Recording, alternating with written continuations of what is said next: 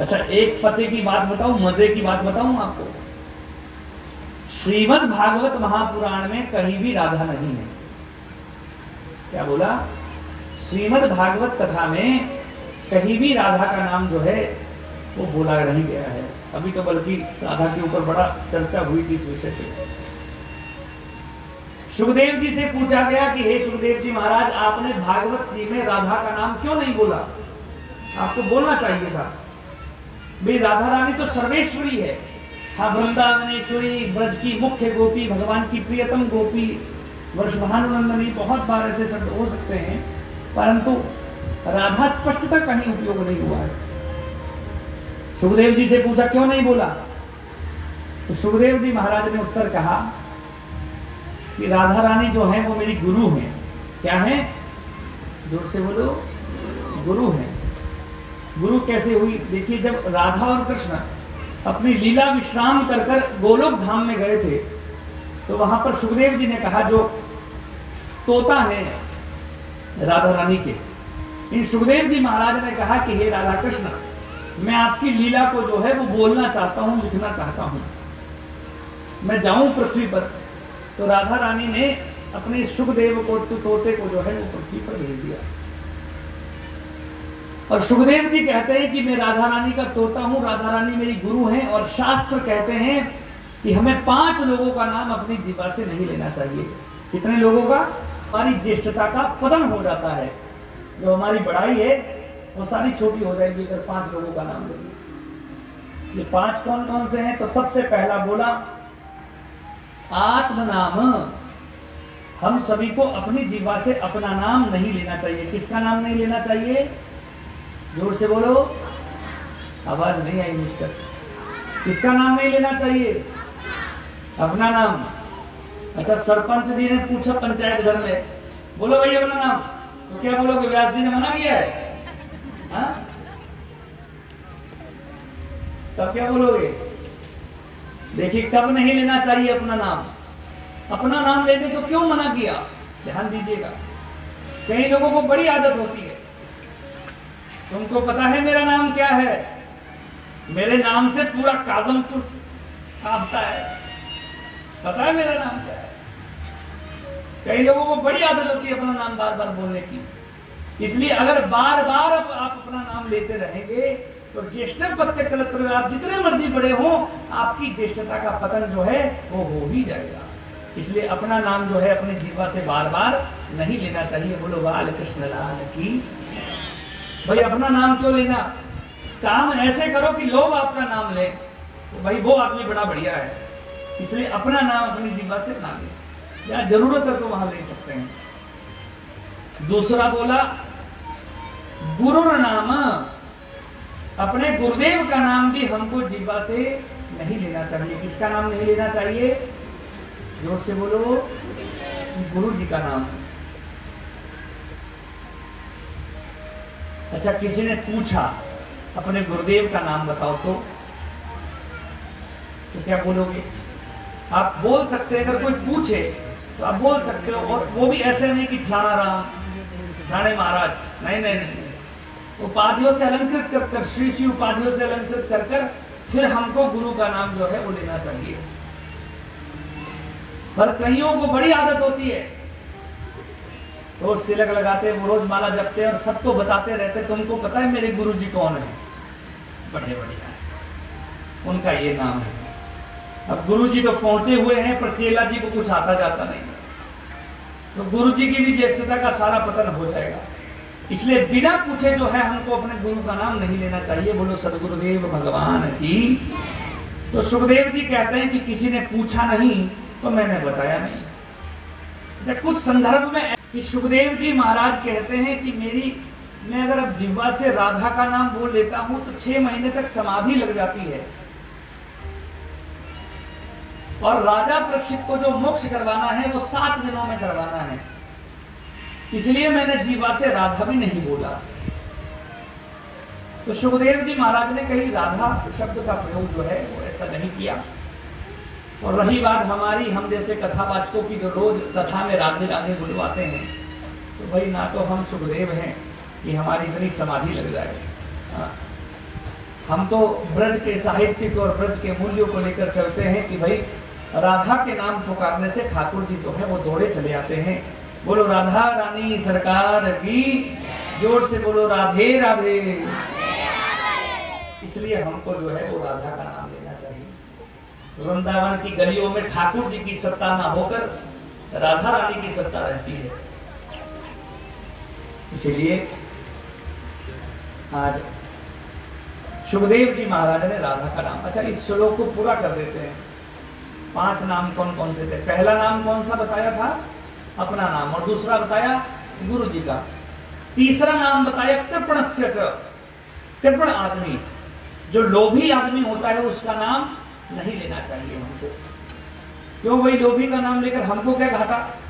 अब मान लो 4 लोगों के बीच में आप लोग बैठे हैं और आपने बोल दिया कि वो आदमी बड़ा अच्छा है और उन 4 को पता है कि बड़ा लोभी है वो, तो वो 4 लोग ये समझ लेंगे कि भाई वो ये इसको अच्छा बता रहा है तो ये भी ऐसा ही हुआ। इसलिए हमको लोभी कृपण आदमी का नाम जो है वो अपनी जीवा से बार बार नहीं लेना चाहिए। चौथा बोला श्रेयस कायो, अपने से श्रेष्ठ, अपने से बड़ा जो व्यक्ति हो उसका नाम भी हमें जीवा से नहीं लेना चाहिए। किसका नाम नहीं लेना चाहिए? अपने से बड़ा जो हो उसका नाम नहीं लेना चाहिए। अब इतने सारे लोगों के बीच में आप अपने से बड़े को अगर नाम से पुकारोगे तो लोग क्या बोलेंगे? गलत बोलेंगे, ठीक नहीं है ये व्यक्ति, ये तो अपने अपने से बड़ों का नाम लेता है। तो चौथा बोला अपने से बड़े का नाम भी नहीं लेना चाहिए। और 5वां नाम बोला गृहणीयात, माताओं को जो है वो कभी भी अपनी जीवा से अपने पति का नाम नहीं लेना चाहिए। बोलो बाल कृष्ण लाल की, प्रेम से बोलो राधे राधे। 5वां नाम कौन सा बोला? जोर से बोलो। नाम नहीं लेना चाहिए। अच्छा तब किसी ने पूछा कि बताओ अपने पति का नाम, तो क्या बोलोगे? ए जी ओ जी लो जी सुनो जी। अब पहले बोलते थे, आजकल तो सीधा ही बोला जाता है, क्या कहें, सारी है कोई नहीं बोलना चाहिए। अपने पति का नाम अपनी जीवा से नहीं बोलना चाहिए। बोलो बांके बिहारी लाल की। देखो हंसने की बात नहीं है, प्रमाणित कर कर मैं आपको बताता हूं। जब माता सीता ने राम जी को पहली बार देखा, कहां देखा?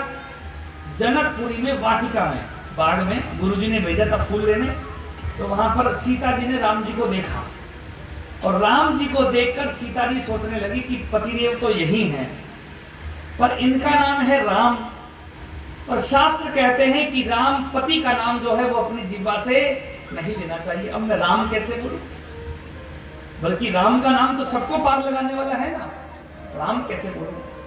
तो सीता जी ने राम नहीं, निधान, क्या शब्द कहा कि मैं इनको आज के बाद करुणा निधान कहूंगी, ये करुणा करने वाले हैं मुझ पर।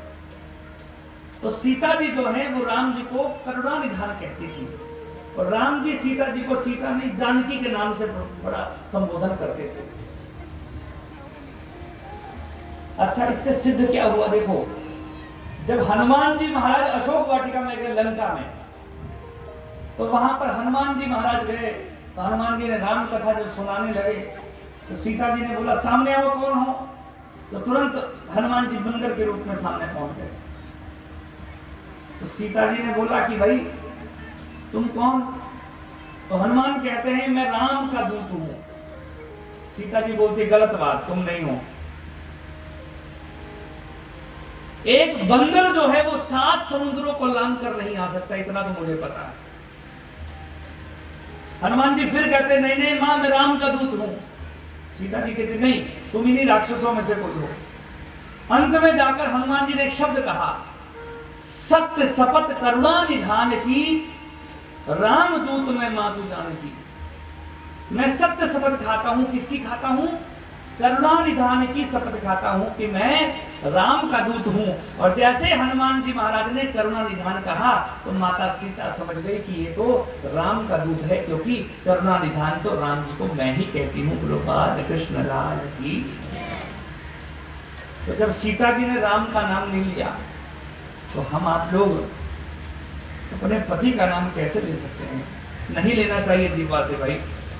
क्या होता है ज्येष्ठ प्रत्यक कलेक्टर हो। मेरे भाई लोग बड़े पसंद हो रहे हैं कि चलो अच्छी बात हुई, आज के बाद बच गए हम लोग।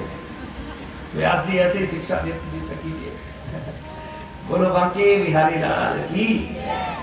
देखिए, मानो नई नई बहू आई कोई घर में और बाहर सासू माँ अपनी पड़ोसन को बड़ी तारीफ कर रही है, मेरी बहू जैसी तो बहू नहीं भाई, बड़ी बढ़िया है। और अंदर बहुरिया ने बोला, अरे थानेदार इधर आ। वो आवाज बाहर वालों तक पड़ गई तो जितनी मर्जी तुम्हारी बढ़ाई की होगी सारी खत्म हो जाएगी। इसलिए पतिव्रता नारियों को जो है वो अपनी जीवा से अपने पति का नाम नहीं लेना चाहिए। बोलो बाल कृष्ण लाल की। इसलिए सुखदेव जी महाराज ने भी राधा नहीं बोला, क्योंकि वो है ना। बोलो दोनों हाथ उठाकर जोर से राधे राधे।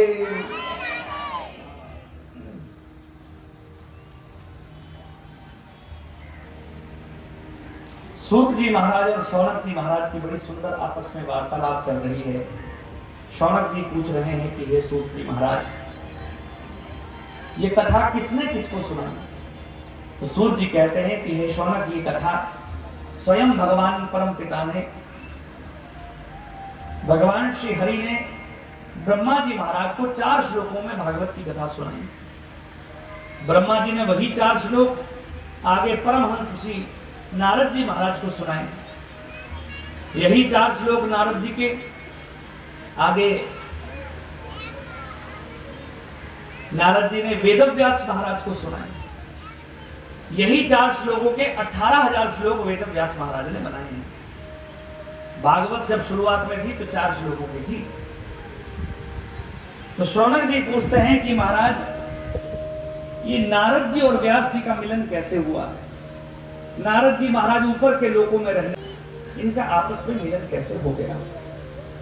तो सूत जी महाराज कहते हैं कि हे शौनक, एक समय की बात है, नारद जी महाराज आकाश मार्ग से जा रहे थे। बोलो नारद जी महाराज की। देखिए, नारद जैसा ज्ञानी नहीं है कोई। नारद का अर्थ पता है क्या होता है? नारम ज्ञानम ददाति इति नारदः।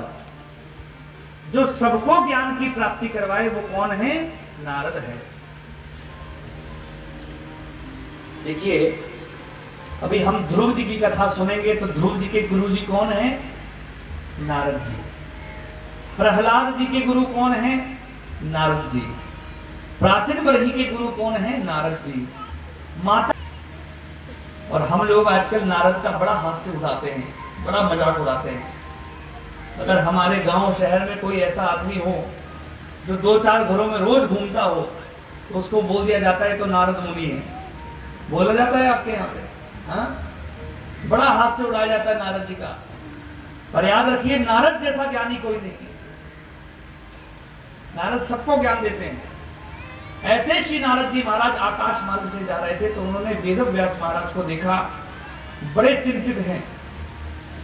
तो वेदव्यास महाराज के पास आए और वेदव्यास महाराज को पूछा कि आपको क्यों चिंता है?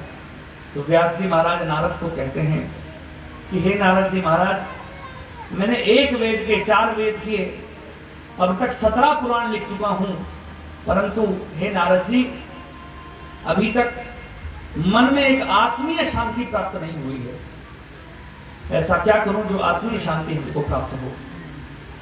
तो नारद जी महाराज कहते हैं कि हे वेदव्यास महाराज, आपने 1 वेद के 4 वेद किए, 17 पुराण लिखे हैं। जो सब कुछ आपने लिखा है वो ज्ञान के द्वारा लिखा है। इसके द्वारा लिखा है? ज्ञान के द्वारा लिखा है। आपने कोई भी पुराण भक्ति से नहीं लिखा है। आप कुछ भक्ति से लिखो तो आनंद आए। देखिए, ज्ञान और भक्ति में क्या फर्क है? ज्ञान जो है वो बुद्धि से होता है और भक्ति जो है वो हृदय से होती है। प्रेम से बोलो राधे राधे। ज्ञान जो है वो बुद्धि से होगा, भक्ति जो है वो बुद्धि से नहीं, वो हृदय से, अंदर से होगी। आपने बुद्धि से बहुत कुछ लिखा पर हृदय से कुछ नहीं लिखा। इससे भी लिखिए। तो वेदव्यास महाराज कहते हैं कि हे नारद जी महाराज, क्या भगवान मुझ पर कृपा करेंगे कि मैं भक्ति से कुछ लिख पाऊं? व्यास जी कहते हैं जरूर, भगवान अवश्य आप पर कृपा करेंगे। आप लिखिए तो सही। और नारद जी महाराज अपना पूर्व जन्म यहां पर इनको सुनाते हैं। नारद जी महाराज कहते हैं, महाराज मुझ नारद को आप देख रहे हैं, मेरा पूर्व जन्म मैं आपको सुनाता हूं। मैं पूर्व जन्म में एक दासी का पुत्र था। मेरी माता लोगों के घर में जूठे बर्तन साफ करने का कार्य किया करती थी, रोज था। मेरा नाम था रामदास और मैं भी अपनी मां के साथ जो है वो जगह जगह जाकर बर्तन इत्यादि साफ किया करता था। महाराज एक समय की बात है, हमारे गांव में सभी वयोवृद्ध बुजुर्गों ने सोचा कि गांव में चतुर्मास होना चाहिए, अर्थात 4 मास तक संत रहेंगे और हमको सुंदर सुंदर प्रवचन सुनाया जाएगा। सभी ने यह विचार किया और सबको काम बांट दिए गए। मुझे और मेरी मां को जो काम बांटा गया वो काम था कि तुमको जूठे बर्तन साफ करने हैं, जूठा साफ करना है, पत्थरें लोगों की उठानी है। हम बड़े प्रसन्न हुए। यज्ञ चलने लगा, अब सुंदर कथा सुनते हैं, कीर्तन सुनते हैं, संतों के वचन सुनते हैं। और जब सब लोग भोजन करते हैं तो हम जूठे बर्तन को साफ करते हैं। देखिए, सबसे बड़ी सेवा कही जाती है जूठे बर्तन साफ करने की। बोलो बाल कृष्ण लाल की, प्रेम से बोलो राधे राधे। थोड़ा सा और आराम से बोलो राधे राधे। हाँ। आपको पता है जब युधिष्ठिर जी महाराज ने राजसू यज्ञ किया तो सबको काम बांटे गए। जब भोजन परोसा गया सभी ब्राह्मणों को, तो भोजन परोसने के बाद जब पत्तले उठाने की बारी आई तो सारे जो पांडव थे वो पीछे हो गए। राजा होकर हम पत्तले थोड़ी उठाएंगे। जब सारे पीछे हो गए तो उसी समय मेरे मुरलीधर वो बांके बिहारी तुरंत आगे हो गया और बांके बिहारी भगवान कृष्ण ने अपने हाथों से वो ब्राह्मणों की जूठी पत्तले उठाई। सारे पांडव आश्चर्यचकित हो गए। तो भगवान कृष्ण कहते हैं कि हे पांडवों, पूरे यज्ञ का फल जो है वो उन ब्राह्मणों के जूठन में है। बोलो बाल कृष्ण लाल की। इसलिए बहुत बड़ी सेवा है ये, हमको बड़ी सेवा मिली। 4 महीने तक हमने यही किया, रोज सत्संग सुनते, कीर्तन सुनते और 4 महीने तक जूठे बर्तनों को साफ करते। आनंद हो गया। 4 महीने के बाद जब वो संत अपने घर को जाने लगे तो मैंने उन संतों को पूछा, हे संत भगवान,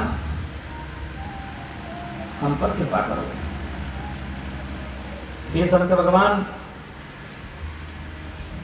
मुझे अपने साथ ले चलो। जब मैंने उन संतों को ऐसा कहा तो उन संतों ने कहा कि बेटा रामदास, अभी तुम छोटे हो और तुम्हारी मां जो है वो अभी जीवित है। अगर तुम्हारी मां जीवित है और तुम्हारी माता के होते तुम भजन कर रहे हो, महात्मा बन गए हो, संत बन गए और माता बेचारी घर में भूखी रहेगी, व्याधियों से घिरी रहेगी, तो तुम्हारे भजन करने को कोई मूल्य नहीं रह जाता। इसलिए तुम ऐसा करो, अभी अपनी मां की सेवा करो और जिस दिन तुम्हारी माता जो है वो मृत्यु को प्राप्त हो जाएगी उस दिन एक काम करना, उत्तर दिशा की तरफ चलना और ओम नमो भगवते वासुदेवाय इस मंत्र का जाप करना। कौन से मंत्र का जाप करना? मेरी बात तो सुन लो पहले। बोलो बांके बिहारी लाल की। माता जी बैठ जाओ आप आराम से, सब चुप हो जाएंगे। देखो कौन सा मंत्र जपना? ओम नमो भगवते वासुदेवाय। कौन सा मंत्र?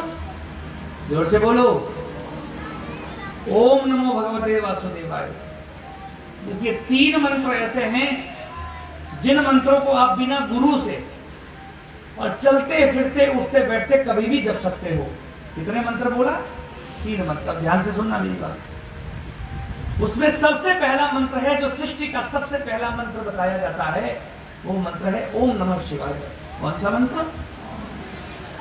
ओम नमः शिवाय। ये सबसे पहला मंत्र, चलते फिरते उठते बैठते बिना गुरु के भी आप जप सकते हो। इसमें दूसरा मंत्र बताया गया है ओम नमो भगवते वासुदेवाय। कौन सा मंत्र? आवाज नहीं आ रही है? भगवते वासुदेवाय, ये मंत्र है दूसरा मंत्र। चलते फिरते उठते बैठते कभी भी जप सकते हो। और तीसरा मंत्र है हरे कृष्णा कृष्ण कृष्ण हरे हरे, हरे राम राम राम हरे हरे। इन 3 मंत्रों को आप कभी भी जप सकते हो। बाकी सभी मंत्रों का विधान हो जाता है, अर्थात अब जो लोग एक जगह बैठकर ही जपना पड़ेगा, क्योंकि वो वैदिक मंत्र है।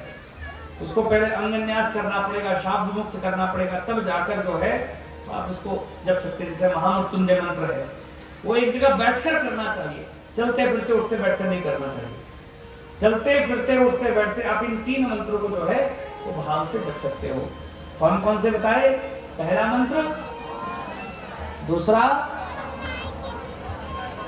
और तीसरा मंत्र हरे कृष्ण महामंत्र।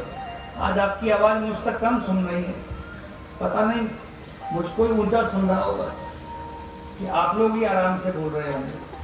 अच्छा, प्रेम से बोलो राधे राधे। तो ऐसा करना, जिस दिन तुम्हारी माता की मृत्यु हो जाए उत्तर दिशा की तरफ चले जाना, ओम नमो भगवते वासुदेवाय जपना।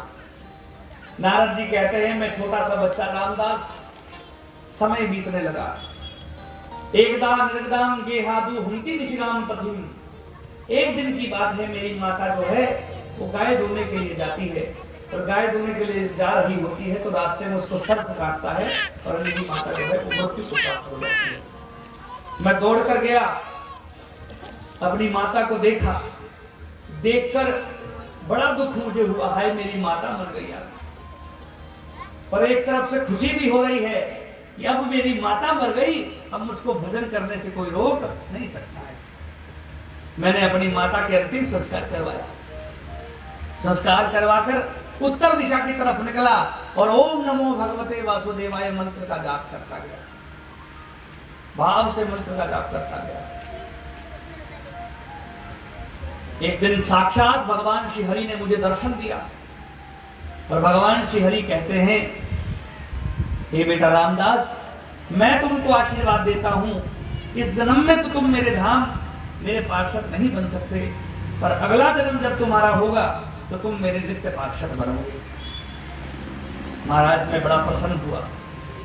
मैंने रामदास रूपी शरीर त्यागा, अगले जन्म में मैं नारद बना, मेरा नाम नारद रखा गया और मैं नारद बनकर भगवान के धाम के निवासी हुआ, भगवान के धाम गया। जब भगवान के पास गया तो भगवान ने पूछा, बोलो बेटा नारद क्या चाहते हो?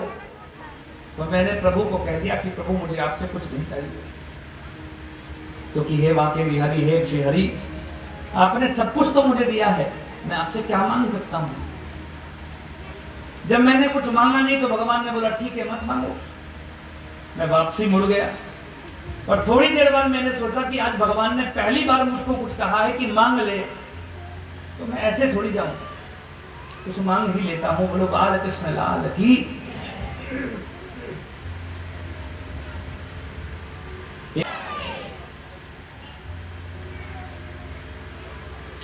तो महाराज, मैं वापसी मुड़ा और वापसी मुड़कर मैंने मांगने का प्रयास किया। नारद जी कहते हैं, देवदत्ताम इमाम वीणाम सर्वब्रह्म विभूषिताम मूर्छित्वा हरि कथा गायमश्चराम्य हम। भगवान श्री हरि ने जब मांगने को कहा तो मैंने कह दिया कि हे प्रभु, अगर आप मुझे कुछ देना चाहते हो तो एक काम कीजिए, मुझे माता सरस्वती के हाथों में जो ये वीणा सड़ रही है, वीणा मुझे दे दो। भगवान ने पूछा तुमको वीणा क्यों चाहिए? तो नारद जी कहते हैं कि प्रभु, आज तक आपका कीर्तन करता हूं तो बीच बीच में बेसुरा हो जाता हूं, अगर आप ये वीणा मुझको दे दोगे तो आज स्वर से गाऊंगा। देवदत्ता मीना वीणाम, तो भगवान ने सरस्वती जी की वीणा उठाई और मेरी तरफ फेंक दी और उस वीणा को लेकर मैं आनंदित हो गया। अच्छा, इस बात पर बड़ा झगड़ा भी हुआ। माता सरस्वती कहती है कि हे प्रभु, आपने मेरी वीणा मुझे बिन पूछे नारद को दे दी। तो भगवान कहते हैं कि हे सरस्वती, ये थोड़ा सा शुक्र कर कि नारद ने केवल वीणा ही मांगी है। अगर नारद जो है वो वीणा की जगह तुम्हें मांगता तो मैं तुम्हें भी दे देता है। बोलो बाके बिहारी लाल की। क्योंकि अहम भक्त पराधीन, मैं भक्त के अधीन हूं, तो भक्त जो मांगता है वो मैं देने को बिल्कुल तैयार हो जाता हूं। इसलिए शुक्र कर जो उसने वही मांगा, कुछ और नहीं मांगा। तो नारद जी महाराज कहते हैं कि जब भगवान ने मुझको वीणा दी तो वीणा लेकर स्वर ब्रह्म विभूषिताम, ब्रह्म का स्वर उसमें भरा गया। और गायमाश्चरम में हम मूर्छित्वा हरि कथा गायमाश्चरम में हम, भगवान की कथा को करते करते मैं मूर्छित हो जाता हूँ, बेहोश हो जाता हूँ। और गाते गाते कभी गाता रहता हूँ, कभी बेहोश हो जाता हूँ, कभी गाता रहता हूँ, कभी बेहोश हो जाता हूँ। ऐसे प्रभु के नाम में मैं खूब आनंद लेता रहता हूँ। बोलो बाके बिहारी लाल की। प्रेम से बोलो राधे राधे। तो हे व्यास जी, जब मुझ पर इतनी कृपा कर दी, मैं रोज नारायण नारायण बोलता रहता हूँ। कोई सांस ऐसा खाली होगा जिस सांस में प्रभु का नाम नहीं मैं लेता हूँ। हर श्वास में मैं प्रभु का नाम लेता रहता हूँ। इतनी बड़ी कृपा भगवान की मुझ पर हो गई, तो आप पर कृपा क्यों नहीं होगी? आप पर भी भगवान अवश्य कृपा करेंगे। देखिए, धन्य है नारद जो प्रभु का नाम इतना लेते रहते हैं, हर सांस में नाम लेते रहते हैं। क्योंकि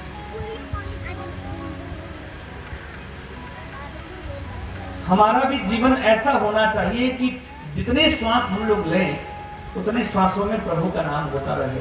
बोलो बाल कृष्ण लाल की। एक बड़ा सुंदर दृष्टांत आपको सुनाता हूं। माता पार्वती, भोले बाबा, कार्तिक जी और गणेश जी, ये चारों बैठे हुए थे कैलाश में। कौन कौन बैठे हुए थे? बोलो बोलो जल्दी से। माता पार्वती, भोले बाबा, कार्तिक जी और गणेश जी, पूरा परिवार बैठा हुआ है।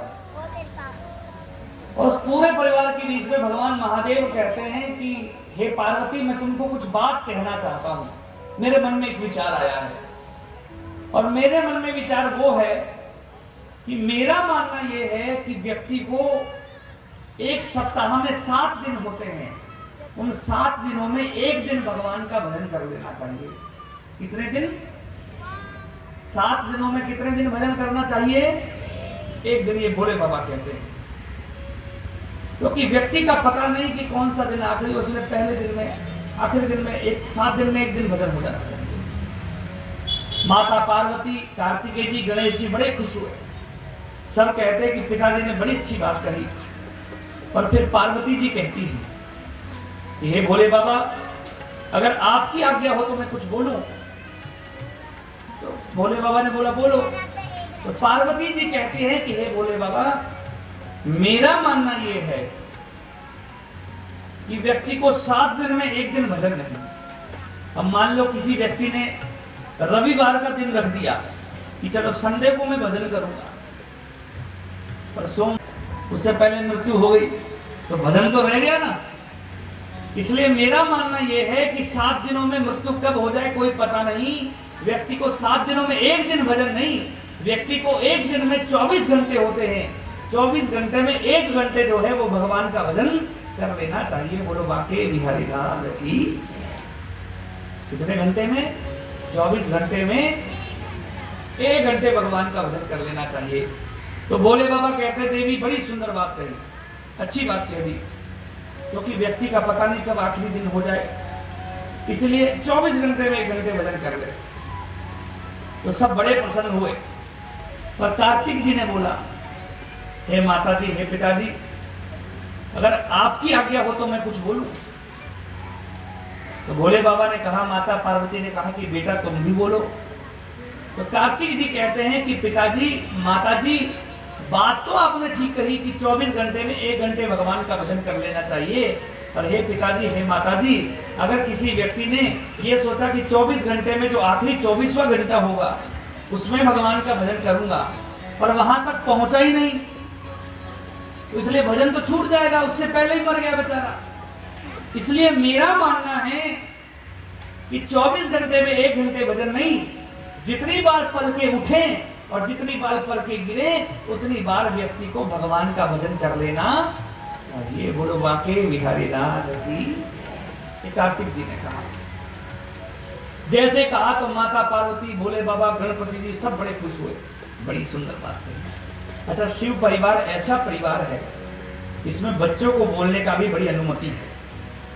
नहीं तो घरों में क्या होता है, सुनी जाएगी तो बुढ़ों की सुनी जाएगी, बुजुर्गों की सुनी जाएगी, माता पिता की सुनी जाएगी, बच्चों की नहीं। बच्चों को बोलने का अधिकार नहीं। शिव परिवार ऐसा परिवार है जिसमें सबको बोलने का बिल्कुल समान अधिकार है। और यही हमारे घर में भी होना चाहिए।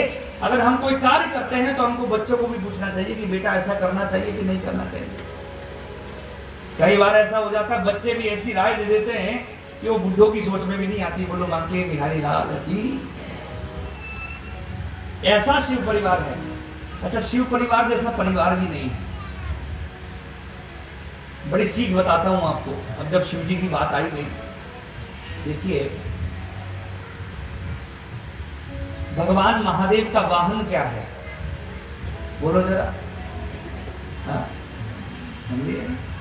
अच्छा देखो, सबसे बड़ी बात तो यह है कि भोले बाबा ओघड़ मतलब दिगंबर वेशधारी, बागंबर पहनते हैं, भस्म लगाते हैं, सांप बिच्छू लटकते हैं, रुद्राक्ष पहनते हैं बाबा जी।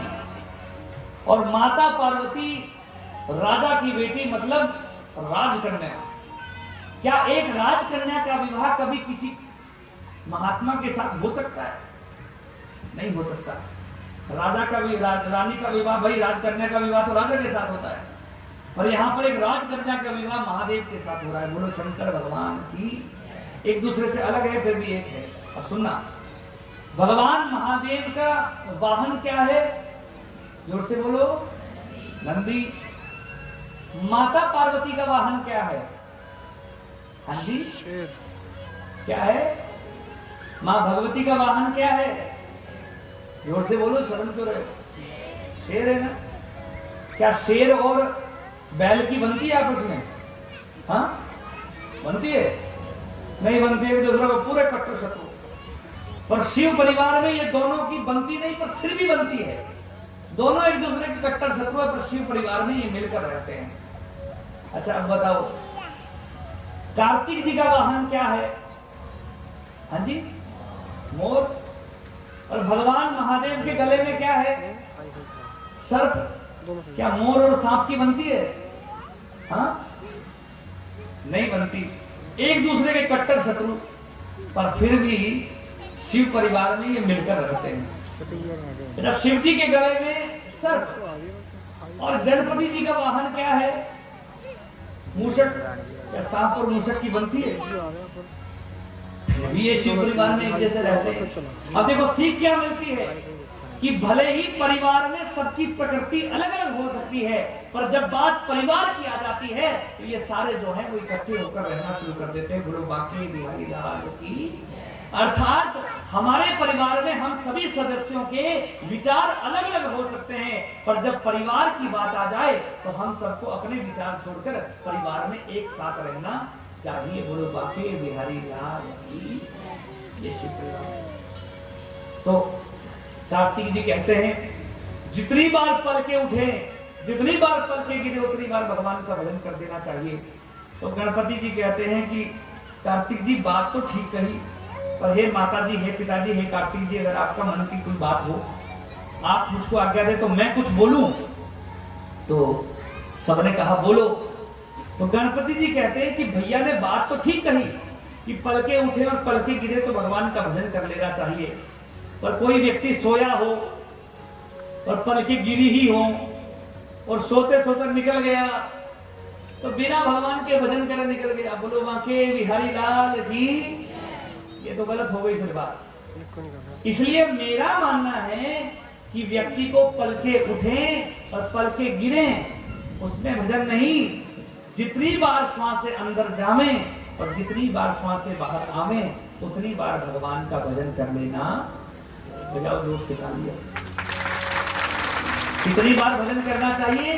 जितनी बार सांस से अंदर जावे और जितनी बार सांस से बाहर जावे। इसको कहा जाता है महात्मा की दृष्टि में श्वास प्रश्वास दीक्षा, अर्थात हर सांस में भगवान का नाम हम लोग लेते रहेंगे। बहुत ऊपर की बात है, पर हो सकता है कई संत आज मेरा हर सांस में हो सुमिरन तेरा यूं बीत जाए। तो उठा लीजिए जरा दोनों हाथ और मीठी मीठी तालियों की सेवा।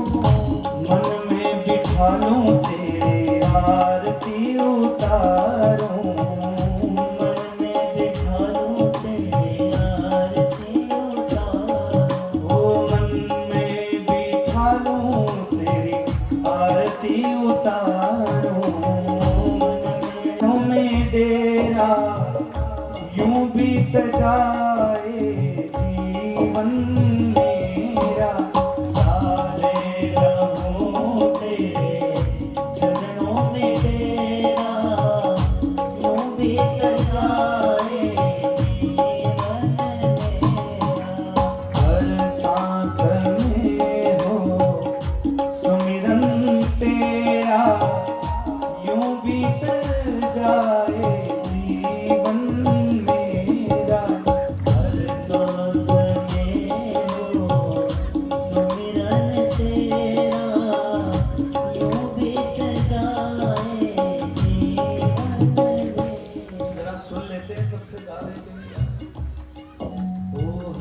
सांस में हो यूं बीत। इधर वालों की तो आकर इधर वालों की भी बढ़ाओ थोड़ी वॉल्यूम वॉल्यूम बढ़ा। हर सांस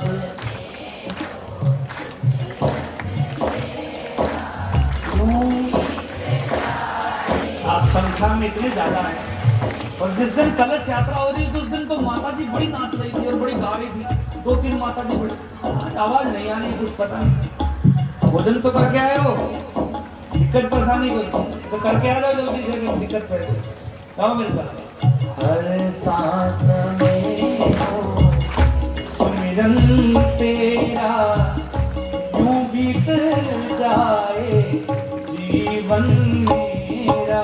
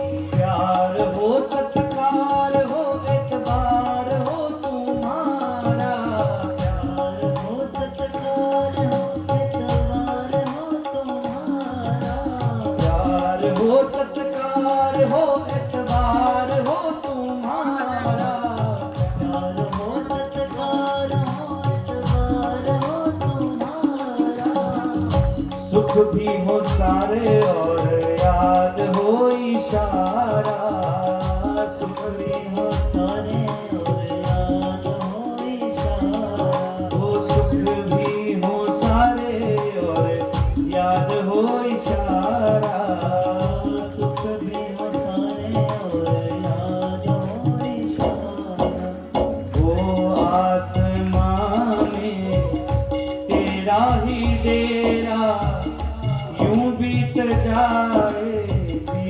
जीवन मेरा वो आत्मा में तेरा ही तेरा यूं बीत जाए जीवन मेरा हर सांस में हो सुमिरन तेरा यूं बीत जाए जीवन मेरा हर सांस में हो सुमिरन तेरा यूं बीत जाए जीवन मेरा ओ तेरी पूजा करके बीते सांझ सवेरा तेरी पूजा करके बीते सांझ सवेरा ओ यूं बीत जाए जीवन मेरा यूं बीत जाए। नारद जी कहते हैं मैं तो श्वास श्वास पर प्रभु का नाम देता रहता हूँ। शौनक जी ने कहा कि हे सूत जी, अब ये कथा आगे किसने किसको सुनाई? वेद व्यास महाराज ने 18,000 श्लोक परम वैरागी श्री सुखदेव जी महाराज को सुनाए। सुखदेव जी महाराज ने यही श्लोक आगे अपने शिष्य राजा परीक्षित को सुनाए। शौनक जी प्रश्न करते हैं कि हे सूत जी महाराज, ये बात तो कुछ ठीक नहीं लगी। कहां सुखदेव जैसा महात्मा वैरागी और कहां राजा परीक्षित? क्या सुखदेव ने पैसों के लालच में, धन के लालच में कोई कथा सुनाई है? ऐसा क्या हो गया कि एक राजा को कथा सुनानी पड़ी? अन्यथा ये कथा तो परमहंसों की कथा है। तो सूत जी कहते हैं कि हे शौनक जी महाराज, ये परीक्षित है कौन, पहले ये तो समझो। जब महाभारत का युद्ध विश्राम हुआ तो अश्वत्थामा ने एक ब्रह्मास्त्र चलाया, और ब्रह्मास्त्र चलाया कि पांडवों के पूरे कुल का नाश हो जाए। इस भाव से ब्रह्मास्त्र चलाया तो पांडवों के कुल का अंतिम दीपक अभिमन्यु की पत्नी उत्तरा के गर्भ में है, और वो ब्रह्मास्त्र का तेज उत्तरा के गर्भ को बड़ा नष्ट कर रहा था। उत्तरा दौड़कर भगवान के पास आई, पाही पाही महायोगी देव देव जगतपते, हे प्रभु मुझ पर कृपा करो। बांके बिहारी जी ने जब देखा, भगवान कृष्ण ने देखा, कन्हैया ने देखा कि ये ब्रह्मास्त्र का तेज उत्तरा के गर्भ को नष्ट कर रहा है, तो छोटा सा सूक्ष्म स्वरूप बनाया और उत्तरा के गर्भ में उतर गए। जो भगवान शास्त्रों में यह कहता है कि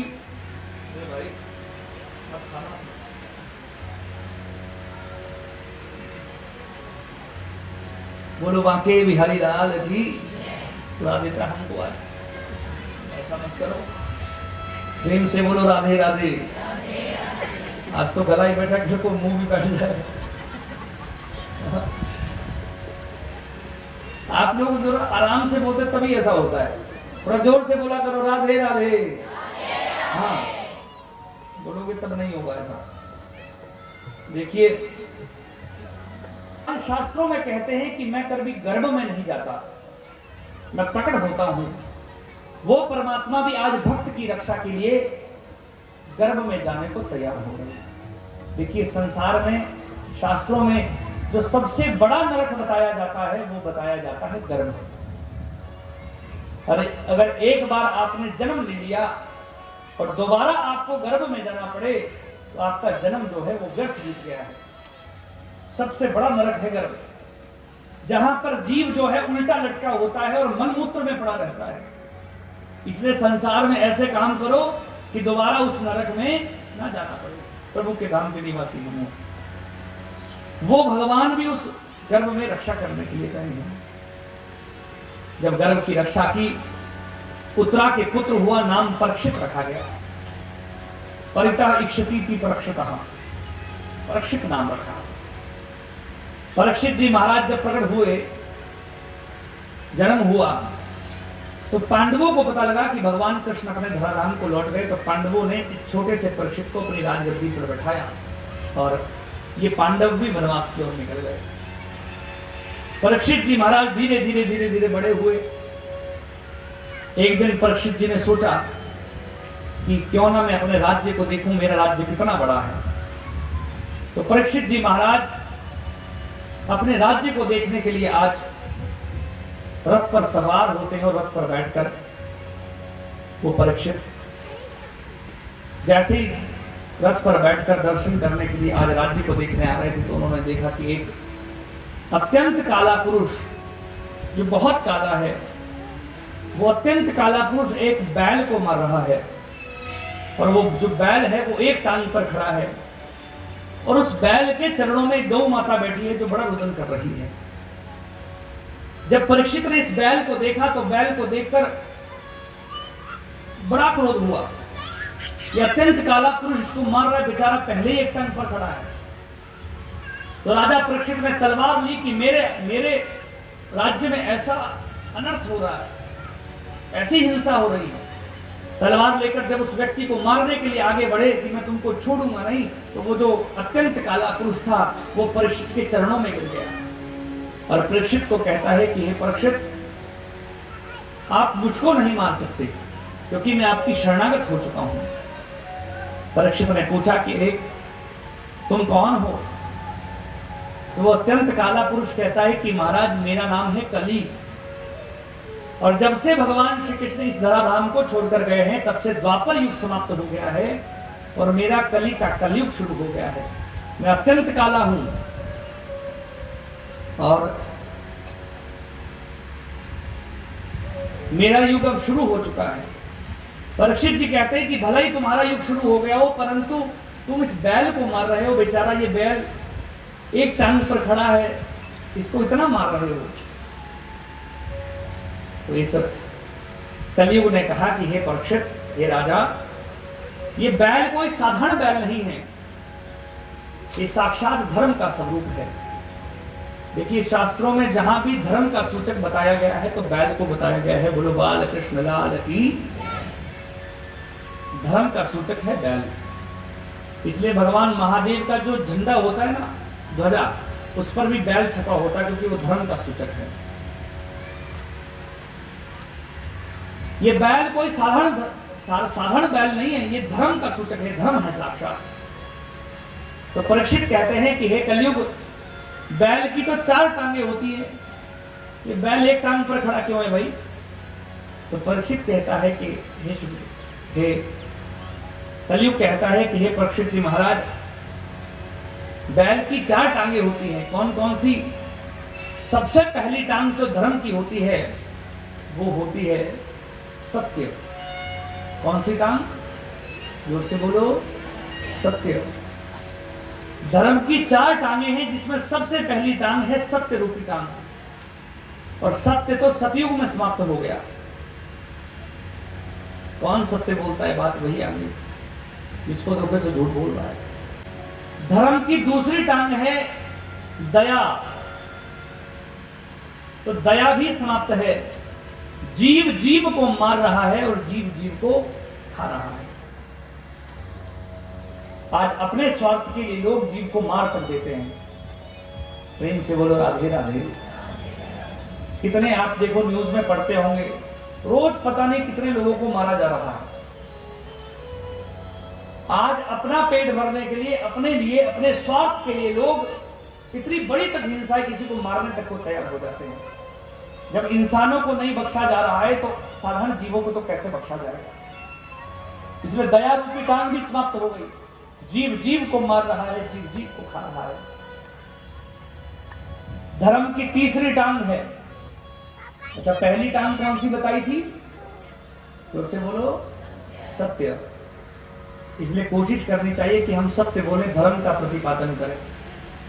दूसरी टांग बोली दया, तो दया भी नहीं है।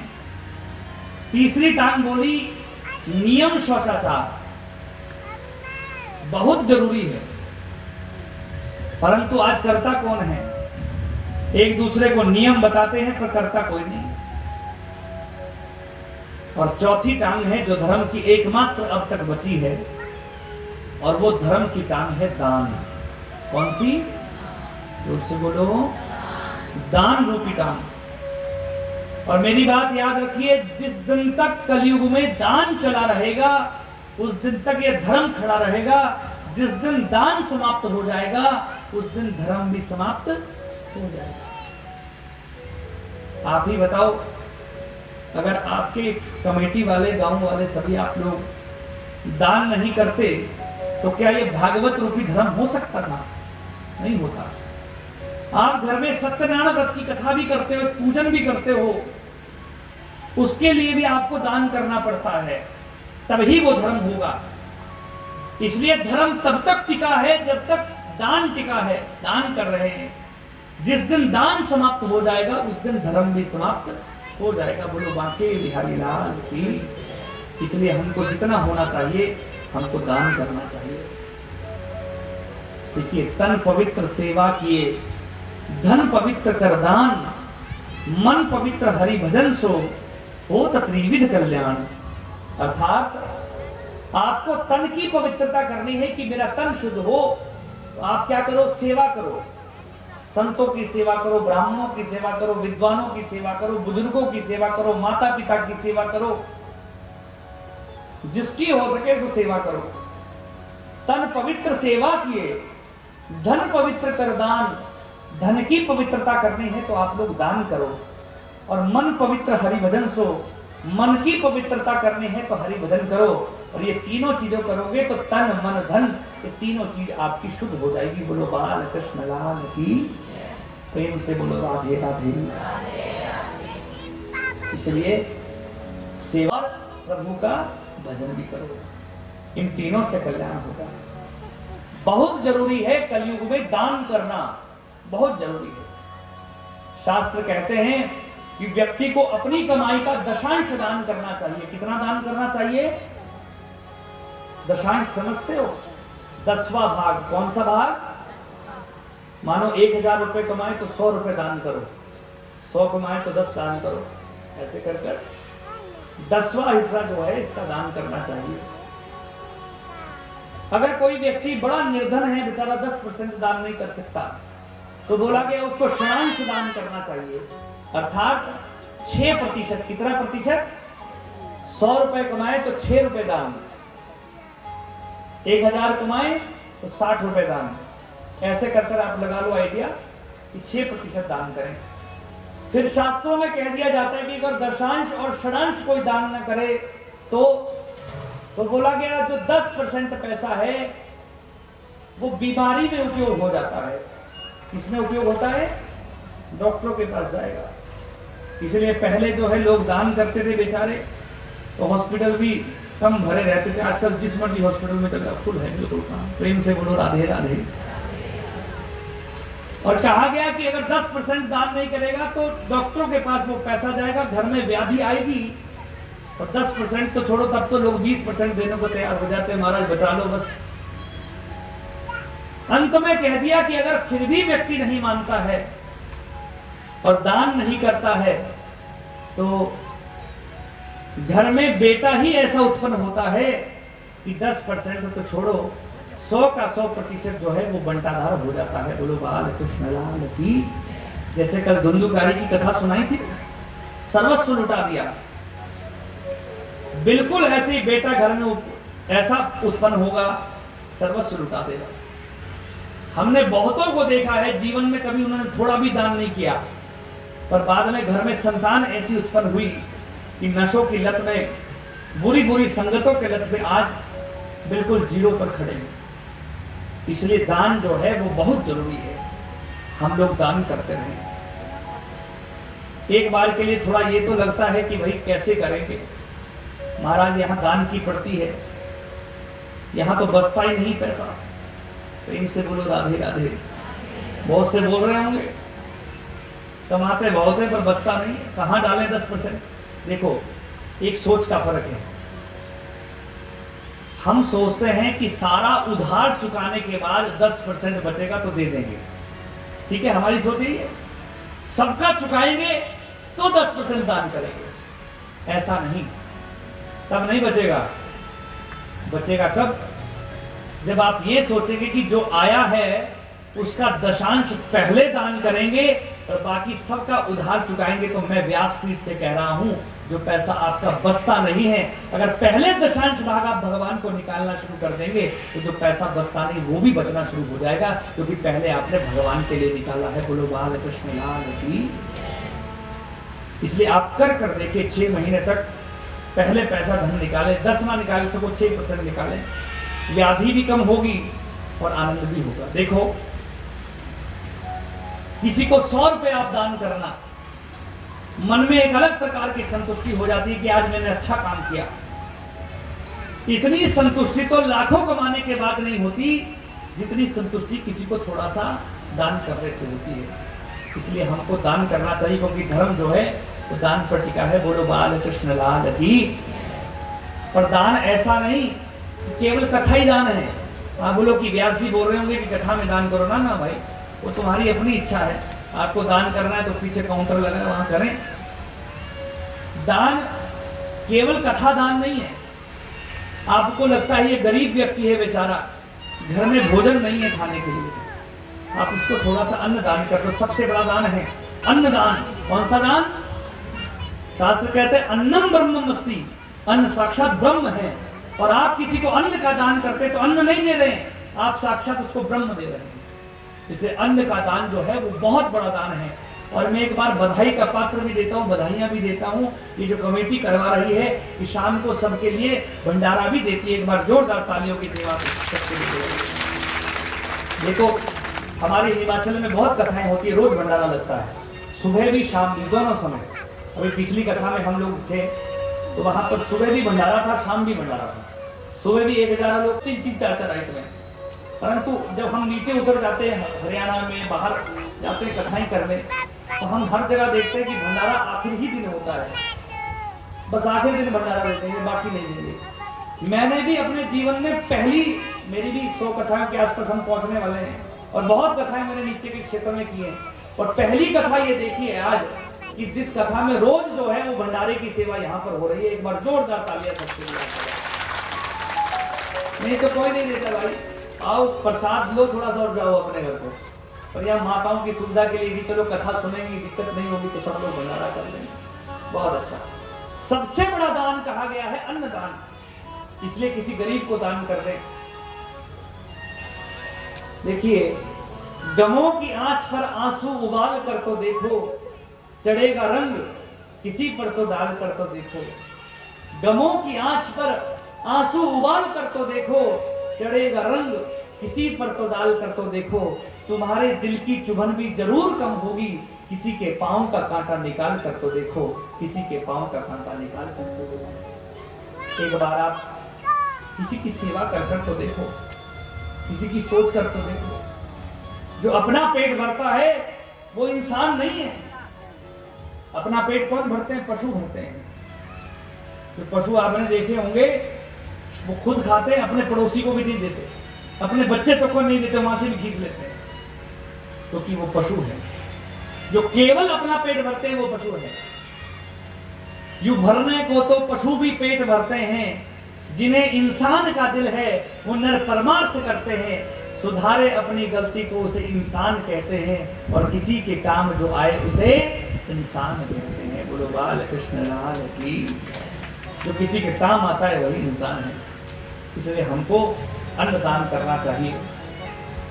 आपको लग रहा है कोई गरीब आदमी है बेचारे, इसके झोपड़ी है, घर नहीं है, उसके लिए थोड़ा सहयोग कर दो। किसी गरीब की कन्या का विवाह, उसके लिए दान कर दो। आपको लगता है यहाँ से लोग जाते हैं बेचारे, कंकड़ पत्थर चुभ जाते हैं, रास्ता ठीक नहीं तो रास्ता पक्का करवा दो, ये भी दान है, ये भी सत्कर्म है, बहुत बड़ा सत्कर्म है। बोलो बाल कृष्ण लाल की। देखिए, भजन नहीं है सिर्फ माला को घुमा देना, भजन नहीं है सिर्फ माला को घुमा देना, भजन है किसी रोते को हंसा देना, भजन है किसी उजड़े को बसा देना, और भजन है किसी भूखे को खिला देना। ये सबसे बड़ा भजन है। इसलिए ये सेवा हो गई तो और क्या चाहिए आपको? सेवा परमो धर्मः। व्यास जी महाराज ने जब 18 पुराण लिखे तो व्यास जी महाराज को बोला गया कि बताओ 18 पुराणों का निचोड़। तो व्यास जी ने कहा एक श्लोक में अष्टादश पुराणेषु व्यासस्य वचनद्वयः, 18 पुराण लिखने के बाद मैं 2 वचन लिखता हूं, 2 वचन कहता हूं। कौन कौन से? परोपकाराय पुण्याय पापाय परपीडनम। किसी की सेवा करने से बड़ा कोई पुण्य नहीं है, और किसी को दुख देने से बड़ा कोई पाप नहीं है। आप किसी को पीड़ा दे रहे, दुख दे रहे तो बहुत बड़ा पाप हो जाएगा, और किसी की सेवा कर रहे हैं तो बहुत बड़ा पुण्य हो जाएगा। बोलो बाल कृष्ण लाल की। और अगर ये थ्योरी लेकर आप चलेंगे कि मुझसे किसी का कष्ट ना हो, किसी का बुरा ना हो, मैं हो सकूं तो सबके काम आऊं, तो संसार में देखना बड़ी संतुष्टि आपको अपने जीवन से होगी, बहुत संतुष्टि होगी। किसी का बुरा कभी ना सोचें। देखिए भैया, अन्नदान बहुत बड़ा दान है। फिर कहा विद्या का दान, किसी को पढ़ाओ, बहुत बड़ा दान है। फिर कहा रक्त का दान, खून दान करते हैं ना। कितने लोगों ने आज तक रक्त दान किया? जरा उठाना हाथ। 1 2 3 4, बस भाई हो गया काम। प्रेम से बोलो राधे राधे। आप लोग तो बड़े कम निकले भाई रक्तदान करने वाले। बहुत जरूरी है आज के समय में जागरूकता करना, और कथा एक ऐसा मंच है जहां से हमको जागरूकता करनी चाहिए। 7-8 बार तो मैं कर गया अभी तक मेरी उम्र में, आप लोग नहीं कर पाए अभी तक। करना चाहिए, सबको करना चाहिए। देखो जब तो किसी का एक्सीडेंट हो जाए ना अपने का, तब तो बोलते चाहे सारा निकाल लो पर बस बच जाए आदमी। हाँ, वो दान थोड़ी है अपने को दे रहे हैं, वो थोड़ी दान है। दान वो है जो आपने दे दिया और पता ना लगे कि किसको लगा। इसलिए जहां पर ब्लड डोनेशन कैंप लगे, रक्तदान शिविर लगे, वहां पर हमको रक्तदान करना चाहिए। बोलो बांके बिहारी लाल की। प्रेम से बोलो राधे राधे। अभी 1 अप्रैल से हमारे ने वहां पर रक्तदान किया है। कितने लोगों ने? 270 लोगों। यहां तक कि माताएं, महिलाएं भी आगे, हम भी करेंगे। मैंने पहली जगह भाई ऐसी देखी जहां पर इतने लोग बढ़ चढ़ कर रक्तदान, यहां तक कि वो कैंप लगाने वाले डॉक्टर बोल गए कि बस करो भाई, अब हम रख नहीं सकते, कहां डालेंगे। इतना रक्त बहाया गया। इसलिए हम लोग रक्तदान करें, ये भी बहुत बड़ी सेवा है। बोलो बांके बिहारी लाल की। अब बात आ गई कि हम दान तो करते हैं, लोग ये सोच लेते हैं कि दान के पीछे नाम हो जाए। क्या हो जाए? पहले भी लोग दान करते थे और आज भी लोग दान करते, पर फर्क सिर्फ एक बात का है। क्या फर्क है? जब पहले लोग दान करते थे तो लोग छिपना चाहते थे, मेरा नाम सामने ना आए कि मैंने दान किया, जिसको कहा जाता था गुप्त दान महाकल्याण। किसी को पता ना लगा, मुझको पता और मेरे भगवान को बताओ कि मैंने दान किया। पहले लोग छिपना चाहते थे, और आज जो लोग दान करते हैं वो छिपना नहीं, वो छपना चाहते हैं। बड़े से अखबार में हमारी न्यूज आ जाए, बोल दिया जाए उसने इतना दान किया। अच्छा एक बात बताना, सभी आप लोग बैठे हैं, मेरी बात सुनना जरा ध्यान से। कई लोग बोल रहे होंगे कि महाराज ये तो गलत बात है, आपको ऐसा नहीं, तो उसने दे दिया उसका नाम होना चाहिए।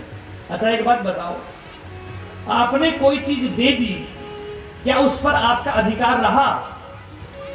बताओ, सारे बुजुर्ग बैठे हैं यहाँ पर। आपने कोई चीज दान कर दी, क्या उस पर आपका अधिकार रहा?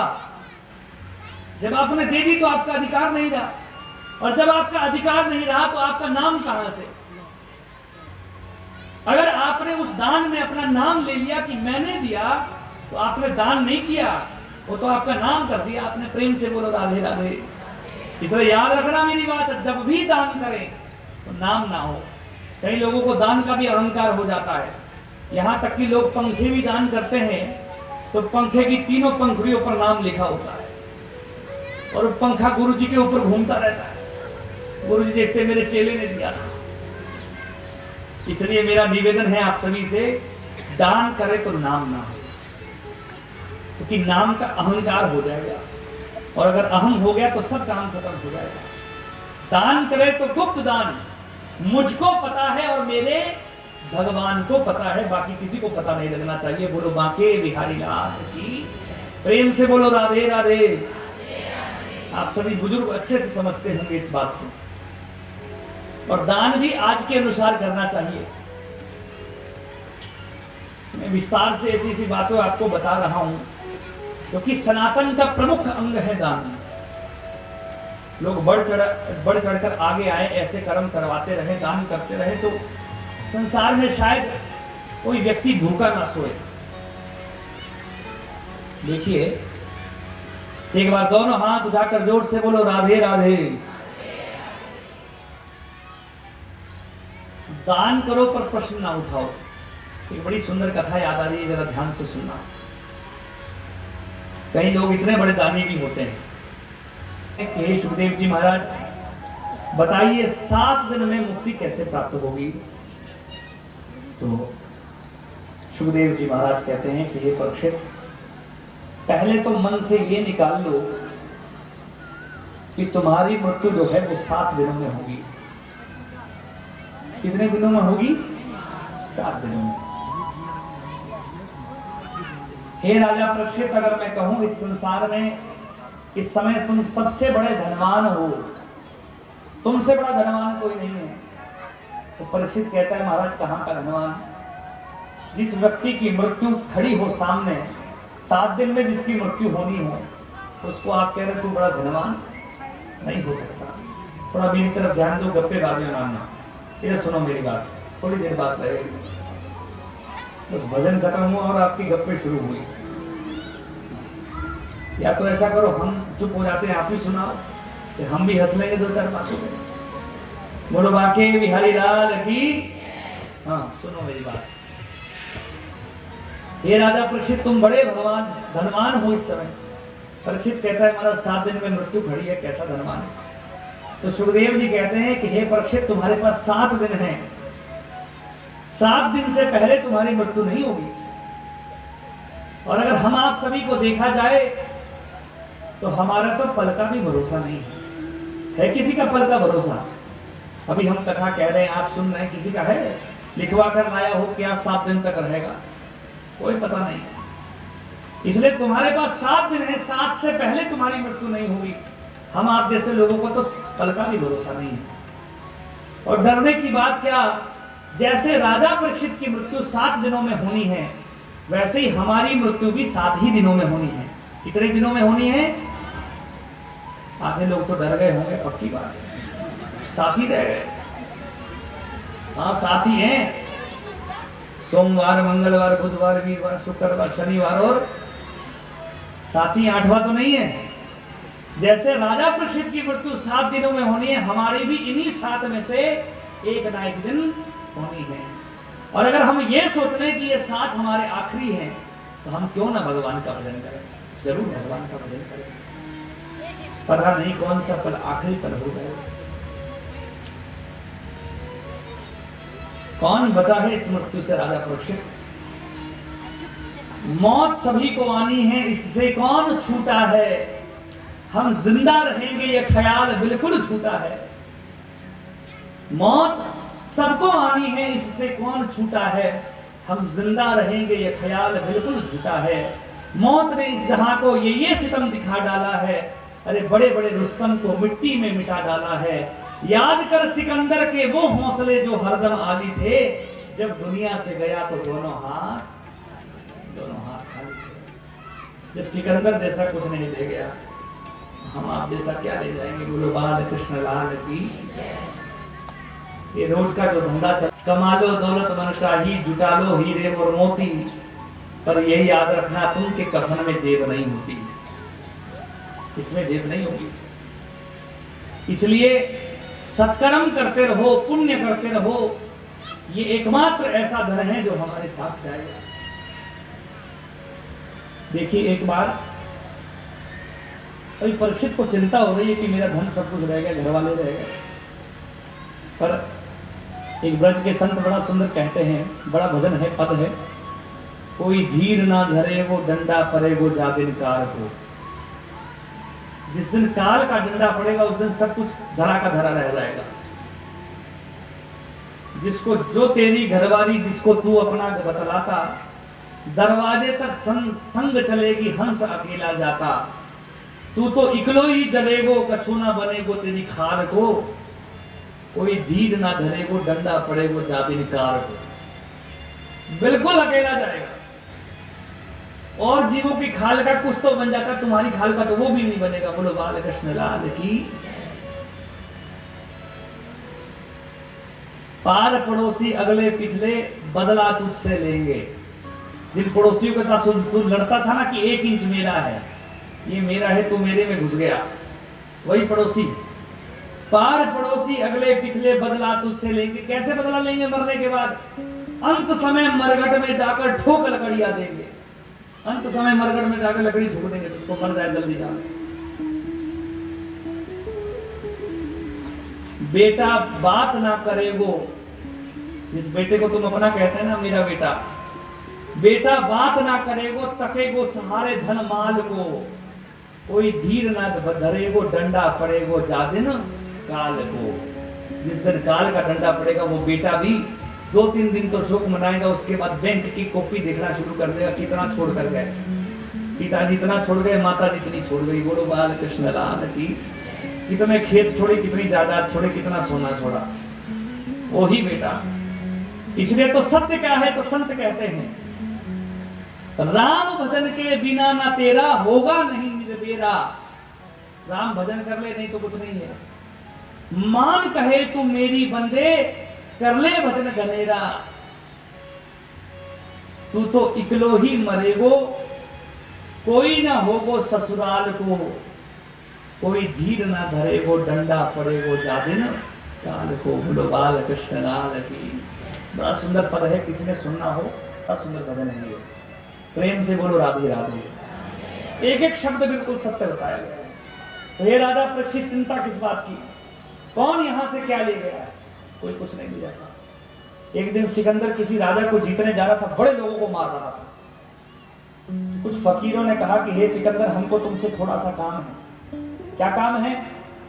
तो संतों ने कहा, फकीरों ने कहा कि हे सिकंदर, हमारे पास एक सुई है। क्या है? जोर से बोलो, सुई है।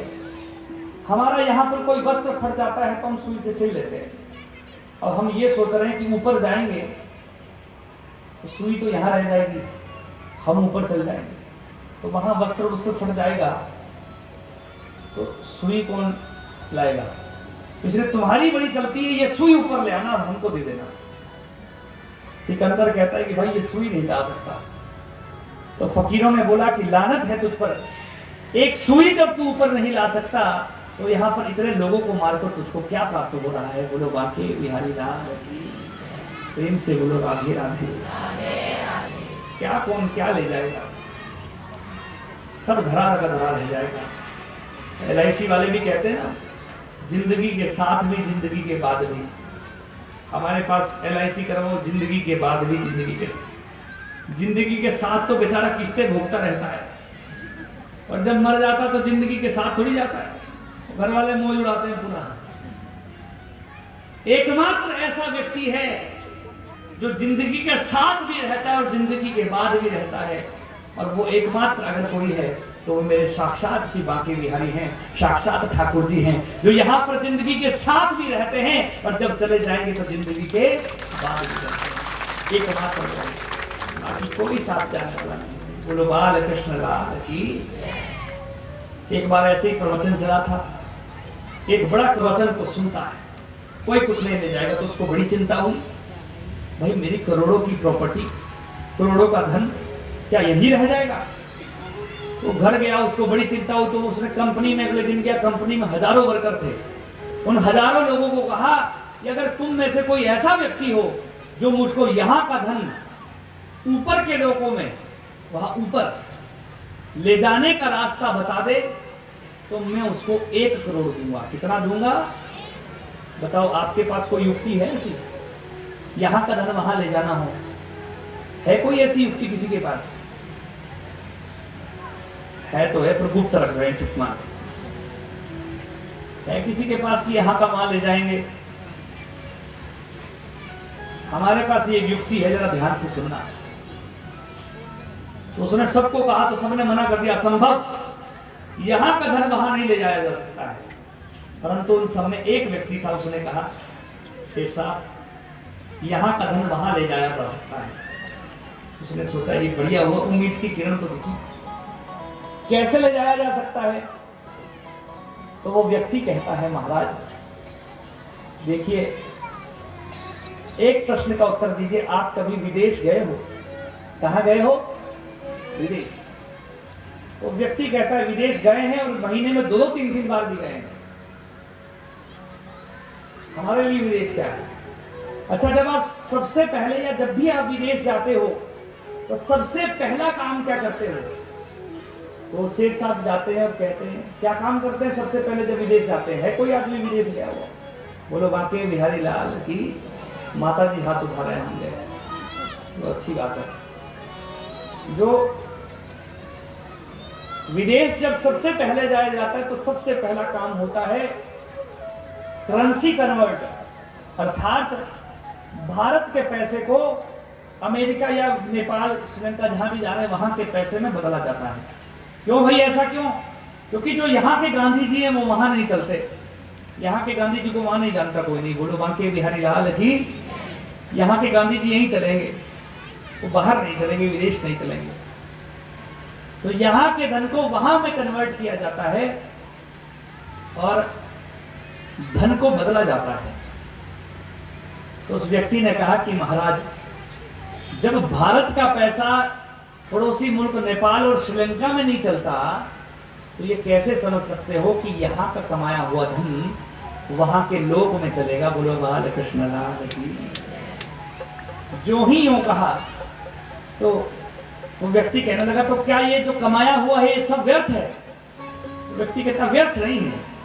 जैसे भारत से विदेश जाने में करेंसी को कन्वर्ट किया जाता है, वैसे ही यहाँ की करेंसी को अगर भगवान के धाम या स्वर्ग की करेंसी में कन्वर्ट कर दिया जाए तो शायद आपका काम बन सकता है। तो वहां पर ऊपर के लोगों में कौन सी करेंसी चलती है? अगर ऊपर के लोगों में कोई करेंसी चलती है, कोई पैसा चलता है, तो वो पैसा है पुण्य। क्या चलता है?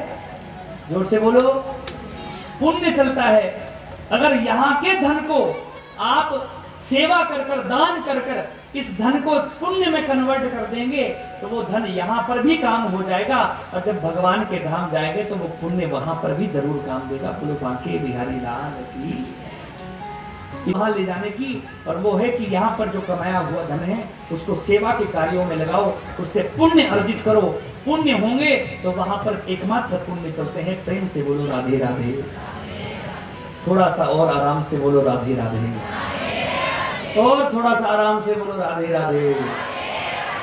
तो परीक्षित कहता है, महाराज बात तो आपने सही कही। हे प्रभु, मुझे ये बताइए कि भगवान को जानने की विधि क्या है? कैसे भगवान को जान सकते हैं? तो सुखदेव जी कहते हैं कि हे राजा परीक्षित, देखिए बहुत से लोग यहाँ बैठे हैं, उनके मन में होता होगा कि जानना तो है भगवान को, पर जाने कैसे? ध्यान से सुनना। सुखदेव जी कहते हैं, जित आसनो जित श्वासो जित संगो जितेंद्रिय स्थूले भगवते रूपे मन संभालिए दिया। भगवान को जानने की विधि है, सबसे पहली विधि है कि आसन को जीतो। किसको जीतो? अर्थात बैठना सीखो। कोशिश करो कि आज भगवान के भजन में 20 मिनट बैठे तो कल को 30 मिनट बैठे।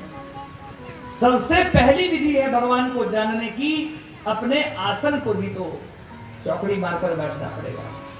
तो क्या किया जाए महाराज, कथा में तो कभी टांग इधर को करें, कभी इधर को, कभी सीधी करें, बैठा नहीं जाता है, क्या करें? और सबसे पहली विधि बता दी गई भगवान को जानने की, बैठो। बैठोगे नहीं तब तक पाओगे नहीं। बोलो बांके बिहारी लाल की। देखिए, हम लोग जब भागवत सीखने जाते थे गुरुजी के पास, तो गुरुजी ने हमको पहले 10-10 दिन बैठाया। मतलब रोज जाना, 5-5, 6-6, 7-7, 8-8 घंटे बैठाना चौकड़ी लगा के। हम गुरुजी को कहते थे, गुरुजी कुछ बोलो ना, हमको कुछ सिखाओ, हम सीखना चाहते हैं। तो गुरुजी बोलते थे पहले बैठो। 8-8 घंटे बैठाते थे। तो गुरुजी बोलते थे कि बेटा इसलिए बैठा रहा हूं क्योंकि अगर बैठना नहीं आएगा तो बोलना कैसे आएगा। मतलब अब 1 घंटे के बाद व्यास जी के टांगों में दर्द हो गई, तो व्यास जी बोले जरा मैं चक्कर लगा के हूं, तब तक तुम कीर्तन करो। तो ये बात बनेगी? नहीं बनेगी। इसलिए चौकड़ी मारकर बैठो, 6 घंटे बैठो, 7 घंटे बैठो, बैठोगे तभी बोल पाओगे। बोलो बांके बिहारी लाल की। इसलिए जब तक बैठोगे नहीं तब तक पाओगे नहीं। नहीं बैठ सको तो कोई बात नहीं, कुर्सी पर बैठ जाओ और बैठो जरूर। मैं तो ये कहता हूं कि ना कुर्सी लगे तो लेट जाओ चाहे पंडाल में, पर फिर भी बैठो। कान से तो सुन लोगे ना, लेट के ही सुनो चाहो, पर लेट हो जाए। और पंडाल में जो है वो बैठो जरूर। सबसे पहली भगवान को जानने की विधि है जित आसना। बोलो बाल कृष्ण लाल की, प्रेम से बोलो राधे राधे। दूसरी विधि है जित श्वासो, अपनी सांसों को जीतो। बात वही आ गई, हर सांस में हो सुमिरन तेरा, जो बीत जाएगा जीवन। अपनी सांसों को जीतते रहो, ये दूसरी विधि है। तीसरी विधि भगवान को जानने की है जित संगो, अपने संग को जीतो। संग करो तो किसी अच्छे का संग करो, दुर्जनों का संग ना करो। चोर का संग करोगे तो चोर ही बनोगे। चोर ना भी बनो और कोयले की खान में जाओगे तो कालख तो लगेगी। चोर नहीं बनोगे पर लोग तो चोर कह देंगे, चोर के साथ रहता है। इसलिए संग जो हो वो आपका बहुत अच्छा हो। भगवान के भक्तों का संग आप अगर करेंगे तो अगर भगवान के भक्त प्रभु का नाम लेंगे तो आप भी भगवान का नाम लेना शुरू कर देंगे। बोलो बांके बिहारी लाल की। तो तीसरी भगवान को जानने की विधि है जित संगो, और चौथा है जितेंद्रिय, इंद्रियों को जीतो। अर्थात अपनी इंद्रियों से केवल भगवान का चिंतन हो, आंखों से केवल भगवान का दर्शन हो, कानों से केवल भगवान की कथा हो, मुख से केवल प्रभु का नाम हो, हाथ पांव भगवान की सेवा के लिए बढ़े। अगर इंद्रियों से केवल भगवान का नाम लिया जाएगा तो हम भगवान को जानने की विधि में एकदम खड़े हैं। और सबसे आखिर में पहले आसन पर बैठो, सांसों को जीतो, संग को जीतो, इंद्रियों को जीतो, और स्थूले भगवते रूपे मन संधारिये दिया। छोटा सा भगवान का स्वरूप अपने हृदय में बैठा लो और हृदय में बैठाकर भगवान के धाम के निवासी बन जाओ। बोलो बाल कृष्ण लाल की, प्रेम से बोलो राधे राधे। ये राजा परीक्षित,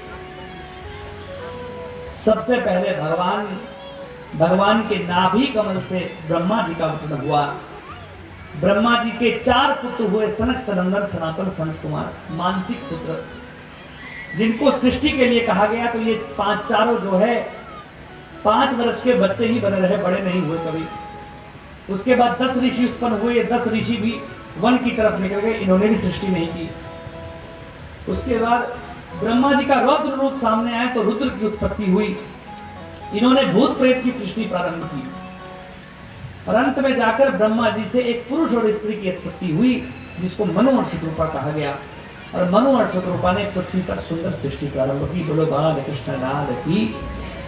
तो आइए आज की कथा को हम यहीं पर विश्राम करते हैं। सृष्टि का वर्णन आगे करेंगे। कल यहाँ पर जो कथाएं सुनाई जाएंगी उन कथाओं का एकमात्र निचोड़ होगा, और वो निचोड़ होगा जीवन बहुमूल्य है, इसका हमको सदुपयोग करना चाहिए। ये जो मानव देही, मनुष्य देही हमको प्राप्त हुई है, ये बहुत बहुमूल्य है, भगवान की अनन्य कृपा से हमको प्राप्त हुई है।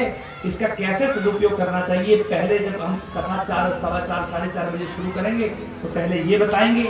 आगे जितनी कथाएं, कल को ध्रुव जी की कथा है, कल ही वेन की कथा है, प्राचीन बरही की कथा है, भरत जी महाराज की कथा है। कल के सत्र में ये सुंदर सुंदर कथाएं, इन कथाओं का निचोड़ एकमात्र रहेगा कि मनुष्य देही दुर्लभ है, इसका सदुपयोग हमको करना चाहिए। और परसों के दिन भगवान का जन्मोत्सव यहाँ पर हम लोग भाव के साथ मनाएंगे। बोलो बांके बिहारी लाल की, प्रेम से बोलो राधे राधे। थोड़ा और आराम से बोलो राधे राधे। मेरा गला बैठा है, आपका थोड़ी बैठा है। थोड़ा जोर से बोलो राधे राधे। हाँ, तो आइए मेरे साथ भाव से आज की कथा को विश्राम कीजिए और मस्ती में झूमिएगा। ताली बजाने की सेवा कीजिएगा, बहुत बड़ा पुण्य है ताली बजाने का। पता अभी नहीं, जब भजन बोलेंगे तब बजाना। देखिए, नृत्य करना और ताली, हमें दर्शन दीजिएगा, हम आपके भक्त हैं, यहाँ पर आपकी कथा को सुन रहे हैं, आप कृपा कीजिएगा और हम सभी भक्तों को अपना दर्शन दीजिएगा। क्योंकि हे बांके बिहारी, वो और होंगे जिनको शिकायत है आपसे, हम आपसे मांगेंगे, मांगेंगे भी नहीं कुछ। वो और होंगे जिनको शिकायत है आपसे, वो और होंगे जिनको जरूरत है आपसे। हमारी भी फितरत को पहचान लीजिए। हे मेरे बाकी बिहारी, मुझे तो मोहब्बत है आपसे, मुझे तो मोहब्बत है आपसे, हमें आपसे प्रेम। ताली तो बजा लो कम से कम। जब अच्छी चीज बोली जाती है ताली तो बजाया करो। जब बोलते हैं तब तो बजाते नहीं, आपको हर कभी लग जाता है। गाओ मेरे साथ सभी भाव से। तो क्या बोलना है? वो मैंने सारे सहारा सहारा काफी है, मैंने छोड़ दिए। जोर से बोलो सभी भाई लोग भी गाओ। वो मुझे चाह नहीं दुनिया भर की, मुझे चाह नहीं दुनिया भर की, बस तेरा इशारा काफी है, मुझे चाह नहीं। वो तेरी चाहत में जग छूट गया, पर तू क्यों मुझसे रूठ गया, पर तू क्यों मुझसे रूठ गया, पर तू क्यों मुझसे रूठ गया। वो तेरी चाहत में जग छूट गया, पर तू क्यों मुझसे रूठ गया, पर तू क्यों मुझसे रूठ गया, पर तू क्यों मुझसे रूठ गया। मैं डूब रहा अब सागर में, मैं डूब रहा अब सागर में, बस आना तुम्हारा बाकी है। मैं डूब रहा अब सागर में, बस आना। मैंने सारे सहारे छोड़ दिए, बस तेरा सहारा काफी है। मैंने सारे सहारे छोड़ दिए। जो नीचे बैठे जरा दोनों हाथ उठाकर करताल की सेवा कर लीजिए।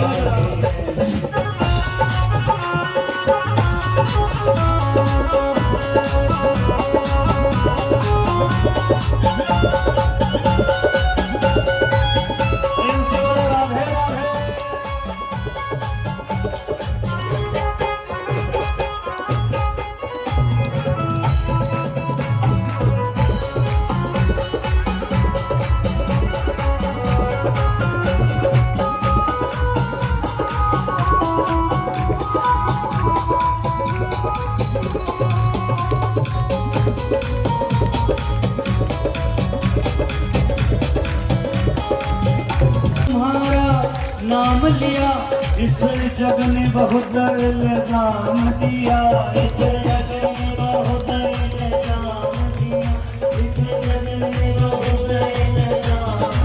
ओ मैंने जब से तुम्हारा नाम लिया, इस जग ने बहुत इल्जाम दिया, इस जग ने बहुत इल्जाम दिया, इस जग ने बहुत इल्जाम दिया।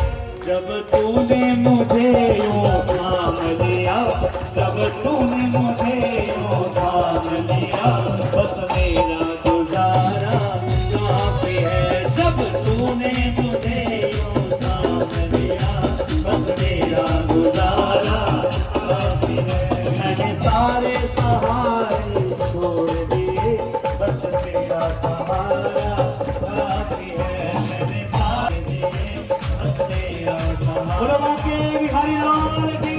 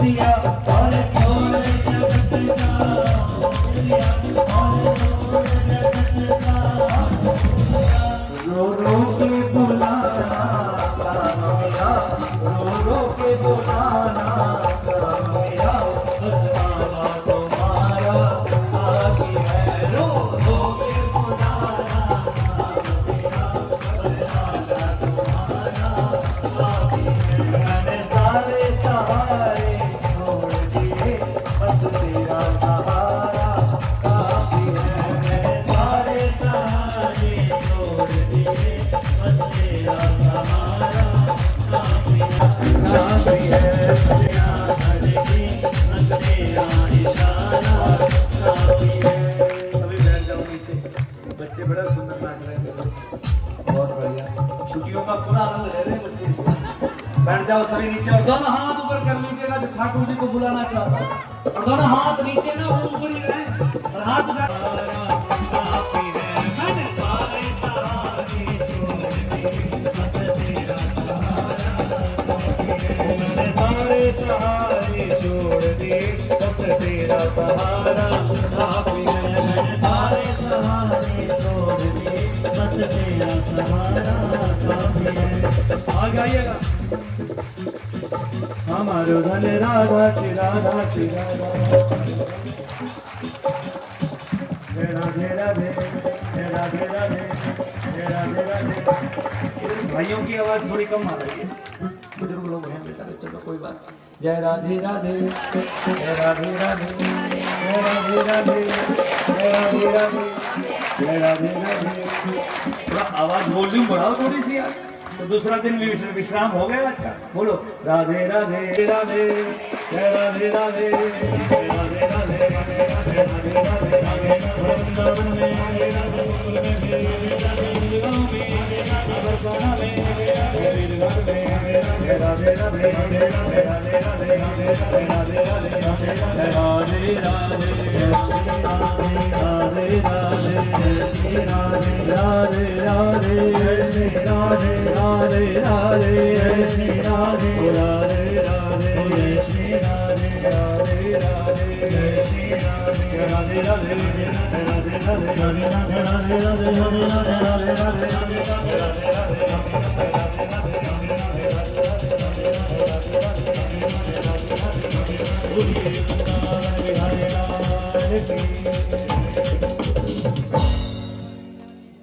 बोलिए बाल कृष्ण लाल की श्री राधा रानी सरकार की श्रीमद् भागवत महापुराण की आज के अनंतों की भंडारा लगाने वालों की भोजन बनाने वालों की ताली बजाने वालों की झूमने वालों की आज के आनंद की जय जय श्री राधे जय जय श्री राधे जय जय श्री राधे श्याम नमः पार्वती पते हर हर महादेव। भाई आज की कथा को विश्राम करते हैं एक बार समस्त कमेटी के लिए सरपंच जी के लिए लंबरदार जी के लिए समस्त जो काजम प्रोग्राम वासी सभी के लिए जोरदार तालियों से आप धन्यवाद कीजिएगा इस आयोजन के लिए और हमारे पंडित जी बैठे हैं पुरोहित जी समस्त ब्राह्मण वृंदों के लिए भी जोरदार तालियों से आप धन्यवाद कीजिएगा।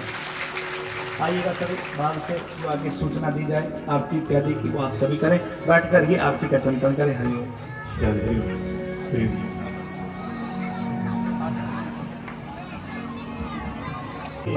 पापियों को पाप से है तारती नारायण नारायण जय नारायण नारायण नारायण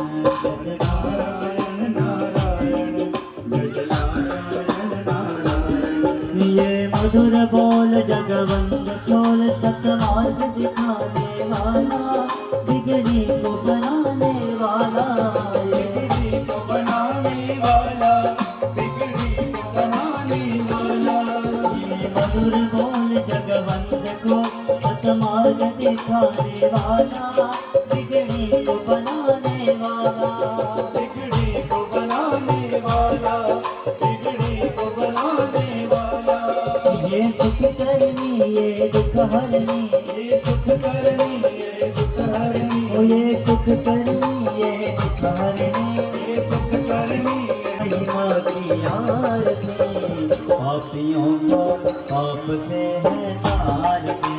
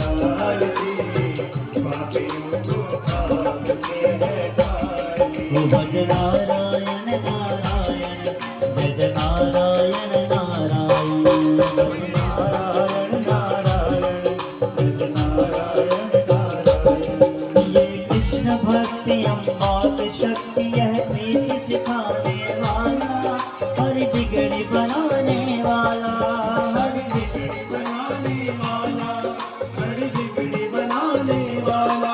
बोले कृष्ण भक्ति अम्बात शक्ति यह प्रीति सिखाने वाला, हर बिगड़ी बनाने वाला, हर बिगड़ी बनाने वाला, हर बिगड़ी बनाने वाला। ओ श्री राम नहीं घनश्याम नहीं, श्री राम नहीं घनश्याम नहीं, श्री राम। श्री भागवत भगवान की है आरती, भक्तों को पाप से है तारती। हाँ भक्तों को है भवसागर से तारती, भक्तों को है भवसागर से तारती। हो कर्पूर गौरम करुणावतारम, संसारसारम भुजगेन्द्रहारम, सदा वसन्तं हृदयारविन्दे भवं भवानी त्वयि।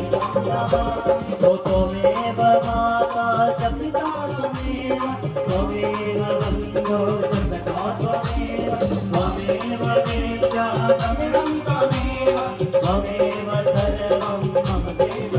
अच्युतं केशवं राम नारायणं कृष्ण दामोदरं वासुदेवं हरिं शिवं माधवं गोपिका रामचन्द्रं भजे, राधिका नायकं कृष्णचन्द्रं भजे, पार्वती नायकं भालचन्द्रं भजे।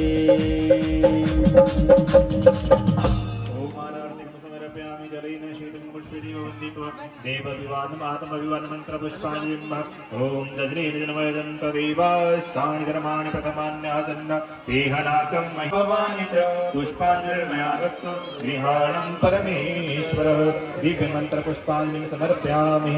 बोले श्रीमद्भागवत पुराण की जय हो, बांके बिहारी लाल की जय हो, राधा रानी सरकार की जय हो, व्यास जी महाराज की जय हो, धर्म की जय हो, अधर्म का विनाश हो, प्राणियों में सत्यान हो, विश्व का कल्याण हो। नमः पार्वती पतये हर हर महादेव।